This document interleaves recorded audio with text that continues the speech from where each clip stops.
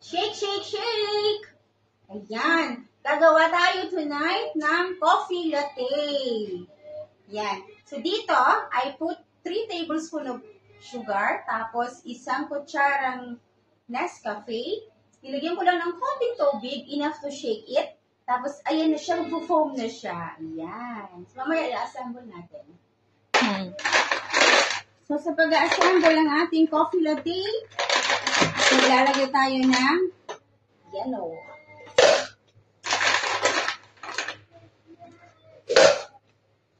Kung gusto nyo ng maraming yellow, dagdagan nyo. Yan, kung saan kayo masaya, doon kayo. Pero ako, ganito lang. Ox na yan. Then, may ginawa tayo ditong gulaman. Coffee gulaman. So, again, mga guys, bahala kayo kung gusto nyo ng madami, gusto nyo ng konti, bahala na kayo. Yan. Sa akin is 2 tablespoons of gulaman. Niluto ko ito kagabi. Yan.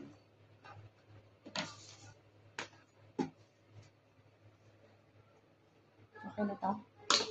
Dagdagan pa natin. Ha? Yan. Konti.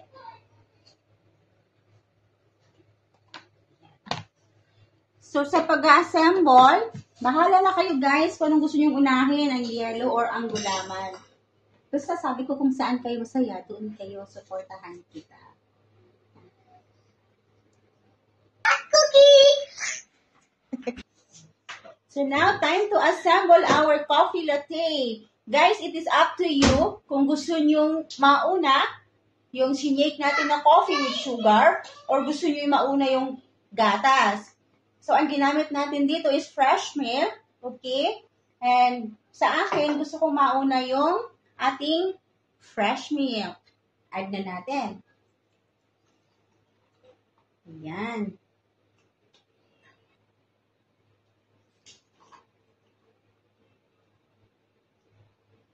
Mga ka-vloggers, pwede natin itong pagkakitaan. Napaka-simple lang pala. So, it seems like kailangan pang dagdagan ng gatas. Medyo malaki yung ating baso.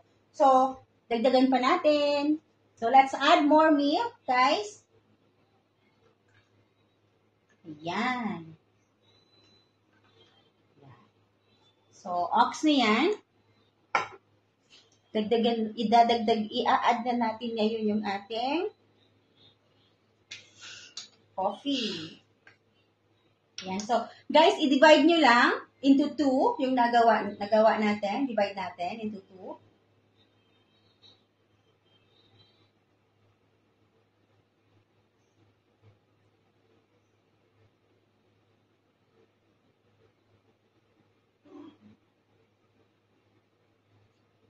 Tapos, may natira sa loob.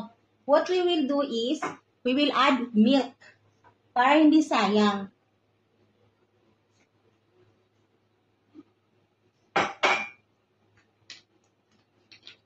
Tapos, let's shake it again para makuha natin yung natira sa loob.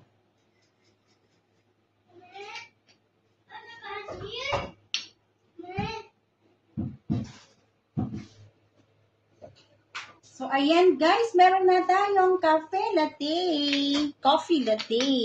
Meron may coffee dyan? Meron pa. Yummy! Di mo sa... May homemade coffee latte. Ayan, sarap-sarap.